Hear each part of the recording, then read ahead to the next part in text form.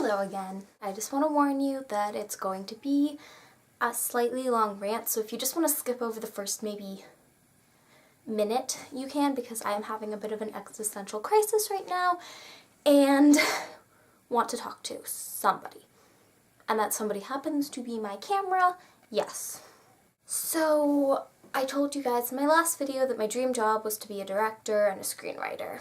And it still is. This year I transferred schools mid-year and had some trouble adjusting to my new one and the systems and the teachers and all that. And I ended up not getting the grades that I hoped for at the end of the year. Right now, I don't have a 4.0 GPA. Being the perfectionist I am, I'm really upset about that. This year I've decided to turn everything around and work harder and volunteer and just do a ton of awesome stuff, which I intend to make happen. However, 9th grade is always going to be on my transcript, which really freaks me out. I have had a dream for quite a while to go to Queen Mary's University in London, England, and study film and English.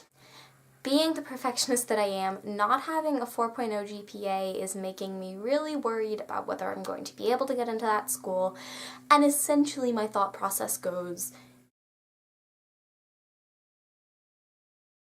you don't have a 4.0, you don't get into school, you don't go to university, you don't get to travel the world, you get a boring office job and drink stale coffee for years and years until you meet some average person and maybe have a couple kids and just live this life of mundane, small town, office job horror. Because that is literally a horror to me, because I want to travel the world, I want to be a movie director, I want to meet interesting people and see interesting things and just look at the world in a way I haven't had the chance to yet. And I'm just having trouble accepting the fact that I'm still going to be able to do that without a 4.0 GPA, because plenty of people have before. That was my rant. Now I am done. So, on a lighter note, I am now on series 7 of Doctor Who.